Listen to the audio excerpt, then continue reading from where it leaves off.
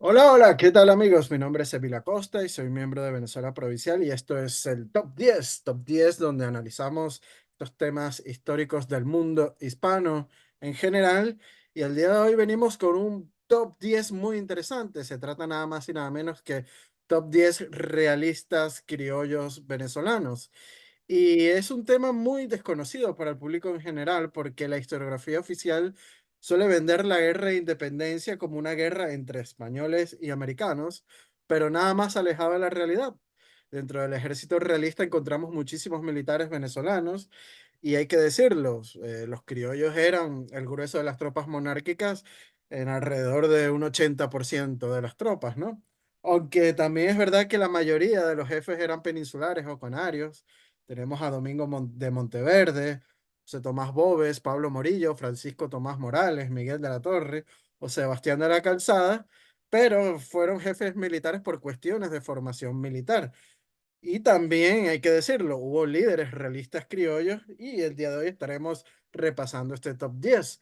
Les recordamos que este top 10 no tiene ninguna orden de importancia, sino que simplemente es al azar. Y si quieren, pues que toquemos algún tema en específico en nuestro top 10, pueden hacer los comentarios en nuestra cajetilla de la parte inferior. Y bueno, empezamos con este top 10 realistas criollos venezolanos y en el número uno tenemos a Narciso López. Y hay que decirlo, casos de cambios de bandos en la guerra de independencia se dieron bastante, pero un caso muy particular es el de Narciso López, puesto que lo hizo muchísimos años después, este cambio de bando. Y fue un militar leal en sus inicios a la monarquía hispánica con cuyas tropas se enfrentó a los insurgentes durante la Guerra de Independencia en Venezuela. Y tras la victoria de los republicanos, fue enviado Narciso López a La Habana como oficial español. Y bueno, Narciso nació en Caracas en 1797 bajo el seno de una familia criolla acomodada de origen vasco, ¿no? Dedicada al comercio y pronto quedó huérfano de padre siendo acogido para su formación en la casa del general Morales, ¿no?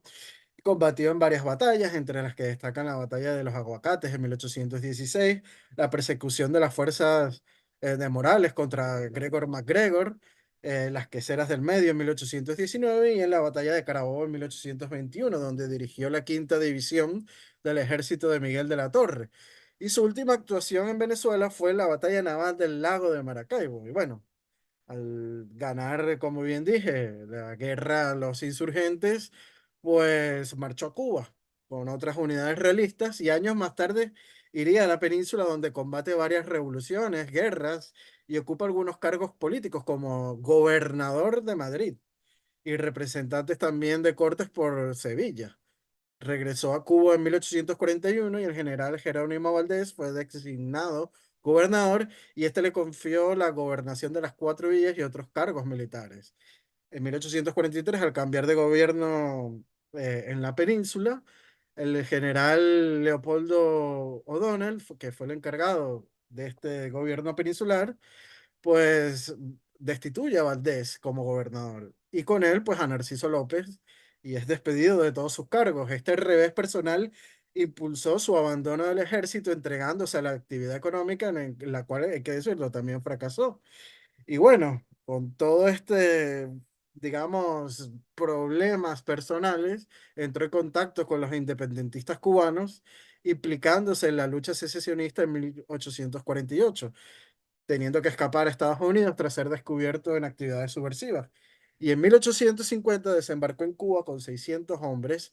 Allí permaneció solo un día, pues los habitantes no le apoyaron y huyó a los Estados Unidos. Y en 1851 volvió con otra expedición, la cual también fracasó. Es apresado y ejecutado a garrote vil. Y hoy en día es recordado en Cuba, ya que fue quien diseñó la actual bandera y escudo en 1849. Un caso muy, digámoslo, muy original, por no llamarlo de algún otro modo, ¿no? Este que fue tan leal durante la guerra de independencia en Venezuela y terminó, pues, digámoslo que en el ostracismo oscuro, secesionista, estando en Cuba. Así que bueno, vamos con el número 2.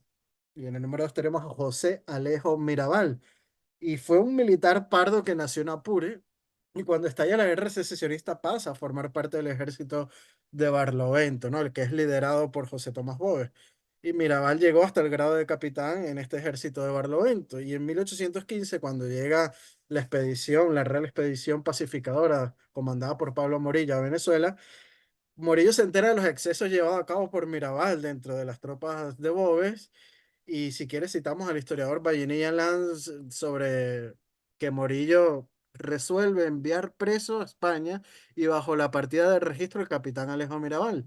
No obstante, los grandes servicios que había hecho a la causa del rey, según informes que he tomado de personas juiciosas y fidedignas, escribe al secretario de guerra, Pablo Morillo, resulta ser enemigo acérrimo de todos los blancos. Es también hombre que ha mandado gente de su color y tiene demasiado influjo sobre ellos. Cerramos comillas aquí las palabras de Pablo Amarillo, que la cita el historiador venezolano Mariano Vallenilla Lanz. Y bueno, el mismo Pablo Morillo en 1820 escribe al ministro de Guerra reclamando al capitán Mirabal que se halla en Valladolid preso, que lo regrese a Costa Firme, o sea, a Venezuela, ¿no? Y señala José Antonio Páez en su autografía que después de la batalla de Carabobo en los Llanos Centrales operaron las guerrillas del entonces coronel Alejo Mirabal ya de vuelta a Venezuela. Citamos a José Antonio Páez, abrimos comillas. Alejo hizo su salida de Puerto Cabello por Morón y en Carabobo sorprendió un destacamento que teníamos allí, guiando después su marcha al Pao de San Juan Bautista sin encontrar ninguna oposición. Alejo salió al llano, donde obrando con la actividad que le era característica, logró aumentar sus fuerzas hasta el número de 500 jinetes, con los cuales sitió al coronel Judas Tadeo Piñango, que mandaba en calabozo, más noticioso desde que yo había salido de Valencia con la guardia de Apure y me acercaba a calabozo. Levantó el sitio y se fue al pueblo de Guardatinajas. Mandé a la guardia en su persecución y Mirabal fue sorprendido y desbaratada su gente. Después de andar errante algunos días, se presentó al jefe militar de la Villa del Pao de San Juan Bautista. Cerramos comillas. Una vez que se le presenta, como dice Páez, al jefe militar de la Villa del Pao de San Juan Bautista, pidió pasar al bando republicano, pero hay que decirlo, siguió incitando la rebelión contra la República y le es interceptada una comunicación con Tomás Morales y Páez al enterarse lo encarcela. Y según un parte republicano, Mirabal intentó fugarse y lo asesinan el 26 de septiembre de 1821 en Tucuyito. Así que bueno, aquí tenemos a un pardo leal a la monarquía hispánica que haciendo ya desde su más, digamos, persecución y perdido ya, pues pasa al bando republicano, pero desde ahí incita a la rebelión contra la misma república. Es uno de estos casos desconocidos por la historiografía oficial y que están ahí, ¿no? Este pardo realista. Y bueno, vamos con el número 3. Tenemos el caso de Feliciano de Montenegro y Colón, que es otro de aquellos venezolanos que estuvieron al servicio de la causa realista durante el conflicto separatista en Venezuela. Montenegro nació en Caracas en 1781 y es hijo de un abogado gallego de la Real Audiencia de Caracas. Su madre pertenecía pues al mantuanaje caraqueño, ¿no? Y bueno, en 1797 se graduó en la Universidad de Caracas con título de filosofía y en 1798 es cadete del Batallón Veterano de Caracas. En 1799 lo transfieren al Batallón de Reina. Y en 1803 va a España y formó parte del batallón de Valencia y participó del sitio de Gibraltar contra los ingleses, la expedición a Dinamarca y en la guerra de independencia española estuvo en la batalla de Bailén, hay que decirlo, ¿eh? También. Y en 1810 la regencia de España lo comisionó ante la Junta Suprema de Caracas, llegando el 27 de enero de 1811 a Caracas, con mensajes para los cabildos venezolanos. Y luego el gobierno de Venezuela, defensor de los derechos de Fernando VII, lo nombró oficial mayor de la Secretaría de Guerra. El 5 de julio de 1811, el primer Congreso aprobó la Declaración de Independencia, en lo que Montenegro pues no estaba muy de acuerdo, ¿no? Y decidió irse de Venezuela. Este hecho que será conocido como la huida de Montenegro, ¿no? Por la historiografía oficial, pues se le acusará de la presunta extracción de recursos y documentos de la Secretaría de Guerra, ¿no? Pero algo que él siempre negó, ¿no? Y que por algo fue que se lo acusaron, ¿no? Por haberse ido de Venezuela. Y en 1816, pues regresa junto al ejército pacificador de Pablo Morillo y desempeña la presidencia del Consejo de Guerra de Caracas. Fue comandante de los Valles del Tuy y la jefatura militar y gobernación de Barcelona, la gobernación de Maracaibo y finalmente jefe del Estado Mayor de las Fuerzas Realistas en la batalla de Carabobo. Sin duda, uno de los jefes realistas de mayor peso en Venezuela y fue un criollo, algo que la historiografía oficial no lo dice, ¿no? Y lo oculta. Y bueno, en 1821 regresa a España y en 1822 es enviado a Cuba como jefe del Estado Mayor hasta 1827 cuando se entera que el gobierno absolutista no confía en él por ser un liberal y planean arrestarlo pues, y escapa a México. Y en 1831 regresa a Venezuela aprovechando la amnistía hecha por Páez a los antiguos realistas criollos, ¿no? Y bueno, entre 1831 y 46 se dedica a la escritura y enseñanza de jóvenes en Caracas, ¿no? Aunque el desprestigio fue una tortura en los últimos años de su vida por el episodio de la huida del que hablamos antes y bueno, falleció en 1853. También escribió mucha historiografía de la época independentista, ¿no? Vamos con el número 4. En el número 4 tenemos a Remigio Ramos, que fue un militar mulato, nacido en 1780 en San Carlos, en el actual estado Cojedes, y que sirvió al ejército realista llegando a alcanzar el grado de coronel. Y bueno, cuando estalla la guerra secesionista en Venezuela, se mantiene leal al rey y el 22 de enero de 1814 Barinas es sitiada por 1000 hombres de caballería mandados por Remigio Ramos y también por el capitán Puy, ¿no? Y incendian la ciudad y los republicanos huyen, ¿no? El 3 de abril de 1814, el teniente coronel Sebastián de la Calzada, que era jefe de las caballerías realistas de Barinas y Apure, y su segundo, pues, era Remigio Ramos. Y bueno, el teniente coronel Remigio Ramos, pues, decidieron retirarse a San Carlos, ¿no? Y ese mismo año, Ramos, pues, al mando de los llaneros de Apure y Barinas, persiguen al insurgente Rafael Urdaneta. Y antes de llegar a Urdaneta, a San Carlos, se encontró con Ramos y 600 jinetes, impidiéndole el paso de la sabana de Brujitas, librándose el día 24 de julio una batalla, ¿no? Que es la famosa batalla de la sabana de Brujitas. Y Urdaneta terminará pues retirándose a la Nueva Granada perseguido y a comienzos de 1815 con un batallón Urdaneta marchó a la frontera de Cúcuta y amenazada por Calzada y el teniente coronel Remigio Ramos, ¿no? Para que los, digamos, realistas no pudieran ingresar al territorio de la Nueva Granada que estaba ocupado por los insurgentes. Y ese año Ramos pasa a unirse al ejército del general Pablo Morillo, integrando el regimiento Husares de Fernando VII, que hay que decirlo, era el cuerpo élite de la caballería monárquica de las provincias de Venezuela, y bueno, siendo enviado a Barinas. Y el 29 de enero de 1816, el jefe realista Tomás Morales le escribe a Morillo sobre el teniente coronel Remigio Ramos, indicándole que es un oficial valiente y se incorporará a su escuadrón de caballería. Cita la historiadora Mireya Sosa de León sobre Ramos lo siguiente, abrimos comillas: su habilidad de llanero y su probado valor en los combates lo convirtieron en un caudillo de prestigio y en uno de los más peligrosos enemigos de los republicanos, cerramos comillas. Y bueno, en 1820 sucede la rebelión de Riego en la península y se establece un gobierno liberal. Al llegar las noticias, Ramos pues no es muy partidario del gobierno liberal y no está de acuerdo con este nuevo, digamos, mandato, por lo que luego de firmarse un armisticio entre Pablo Morillo y las fuerzas insurgentes, pues también ve debilidad por parte de las tropas realistas y no está de acuerdo con todo lo que está pasando y se presenta el 24 de abril de 1821 en una de las bases militares republicanas apostadas en Barinas y cambia de bando.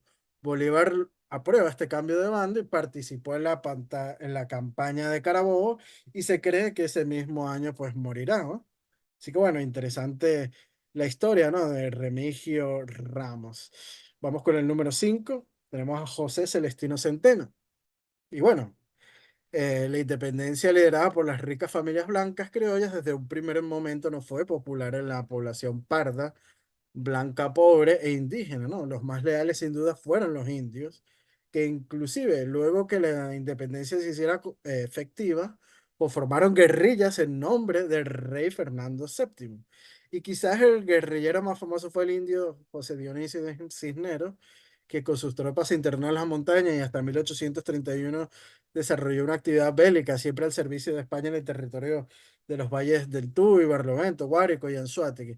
Pero otro personaje indígena guerrillero poco conocido fue este Juan Celestino Centeno, quien en 1821, luego de la derrota realista en Carabobo, se alza en armas y conforma una guerrilla de defensa de la causa del rey de España, ¿no? Con la esperanza de ver restaurado en Venezuela el sistema monárquico. Su zona de acción eran las montañas de Guire, y el 9 de octubre de 1821 da un golpe al gobierno reuniendo a 30 indios armados con arcos, flechas y algunos fusiles por medio de un ataque nocturno al pueblo de Caucagua, en el actual estado Miranda, robándole a la guarnición sus armas, ¿no? Y bueno, rápidamente el gobierno desde Caracas envía un grupo de exterminio al mando de Miguel Antonio Vázquez, integrado por una columna del batallón Bravos del Orinoco, pero Centeno desaparece, ¿no?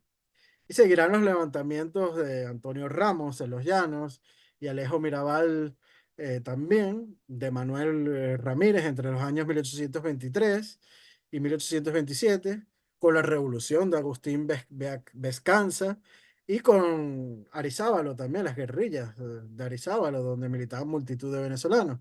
Y bueno, Centeno junto a 900 indios bajo su mando se une a Arizábalo y Arizábalo crea varios batallones. Centeno comanda el bautizado como Americanos de la Lealtad y es nombrado coronel de los Reales Ejércitos.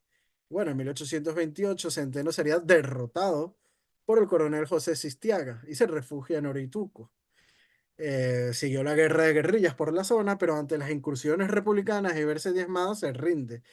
Y años después, en 1844, reaparece al mando de 400 hombres en Orituco, llamando a la insurrección campesina en contra del gobierno. Y Carlos Sublet envió tras los sublevados al general José Zamora, siendo derretados y exterminados, ¿no? Triste el final de José Celestino Centeno, ¿no? Un indio leal a la monarquía hispánica, ¿no?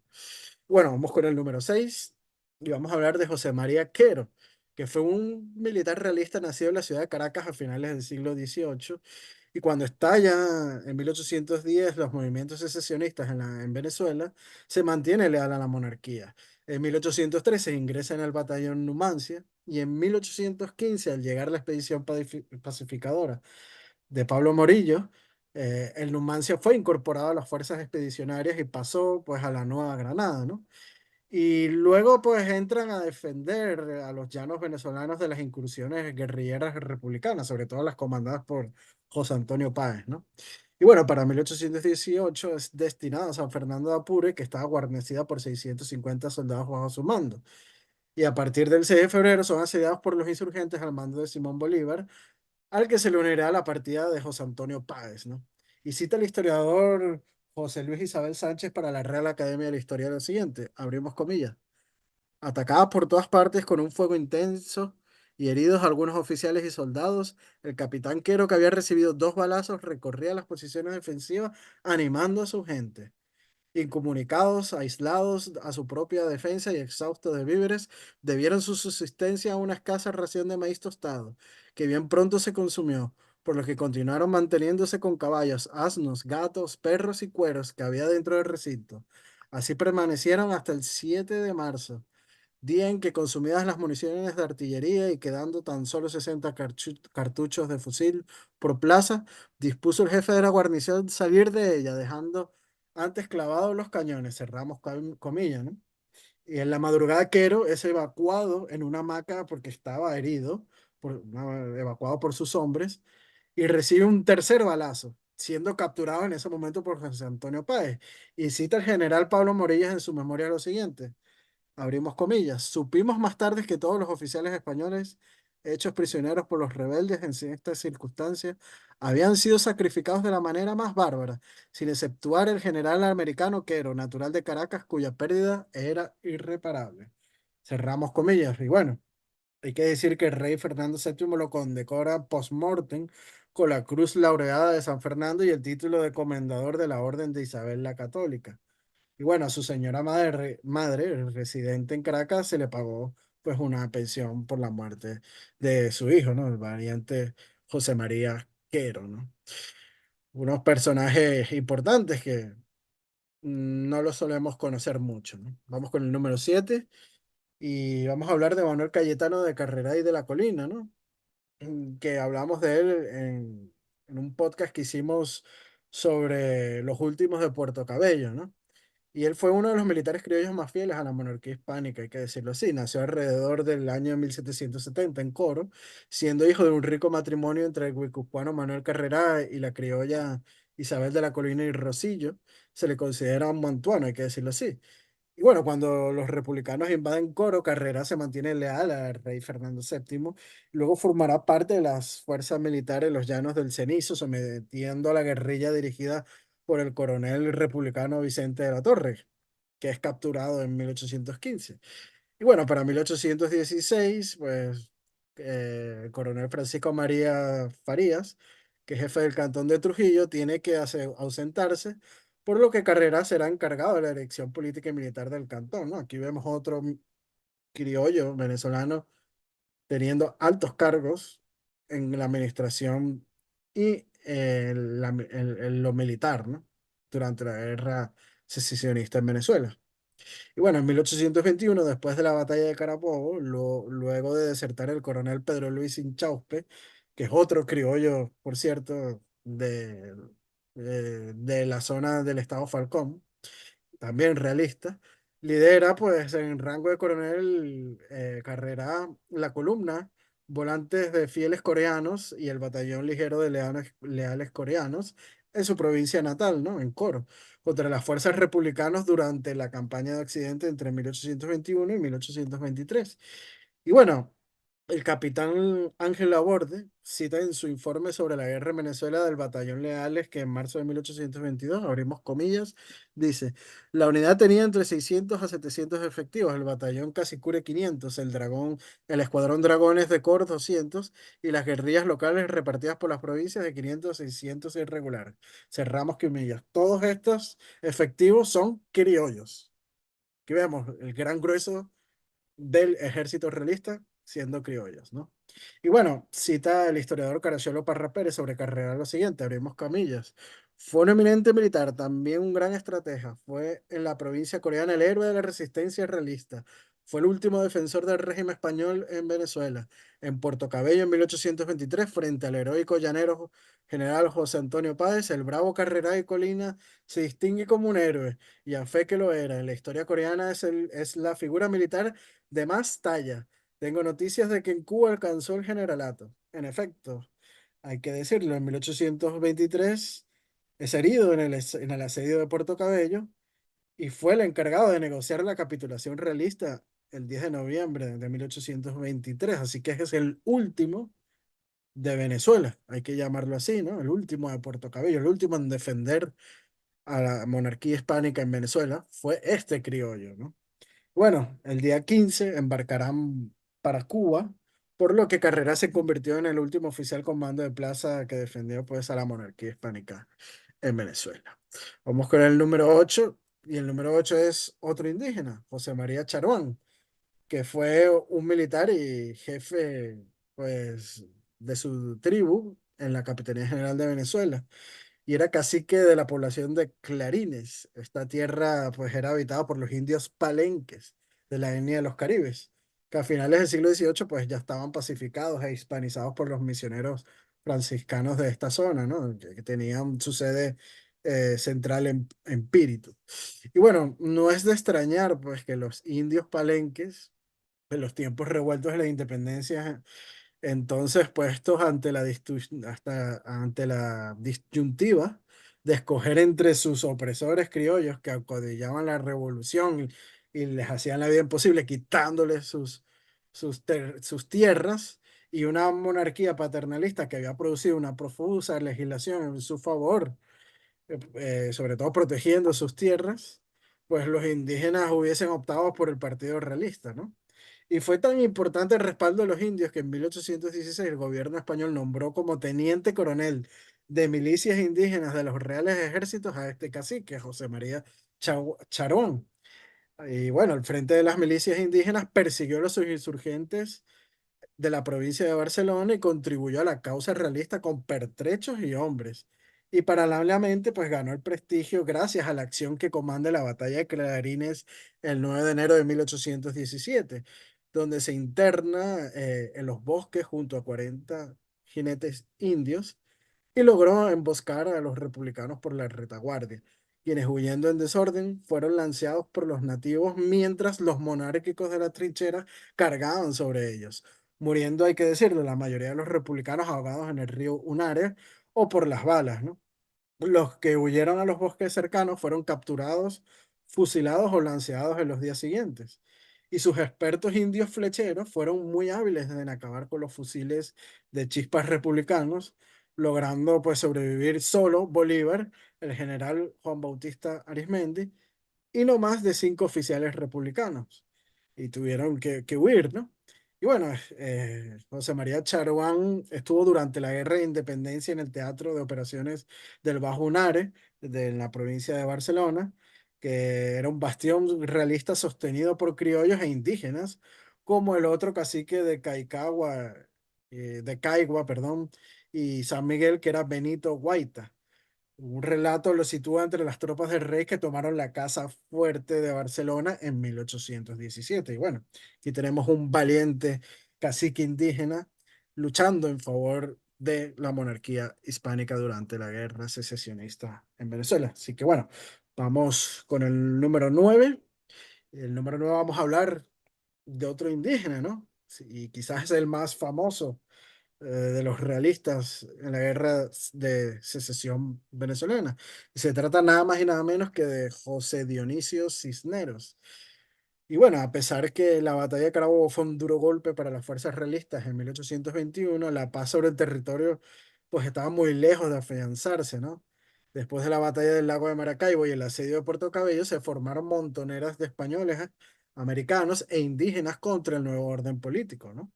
Y bueno, desde 1820, 3 años antes de las últimas batallas de la Guerra de Independencia, las acciones de guerrilla urbana se volvieron muy comunes por el clima de miseria en el territorio, ¿no?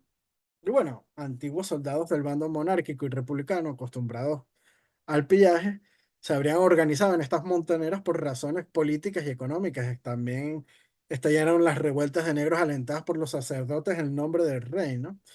Y bueno, el indígena insurgente al nuevo orden político, José Dionisio Cisneros, nació pues en Baruta el 8 de abril de 1793 y formó parte del ejército realista durante la independencia. Después de la batalla de Carabobo en 1824, pues inicia sus operaciones guerrilleras en Santa Lucía, en Guarenas, en Baruta y en Petare, y poco tiempo consiguió juntar un ejército de indios y soldados realistas que quedaron repartidos en Venezuela.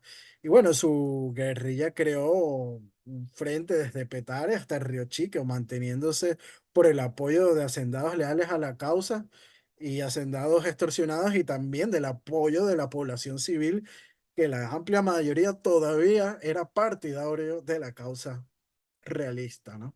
Y bueno, los conflictos entre el gobierno central de la Gran Colombia y las autoridades de Venezuela aumentaron significativamente las nuevas rebeliones desde 1825.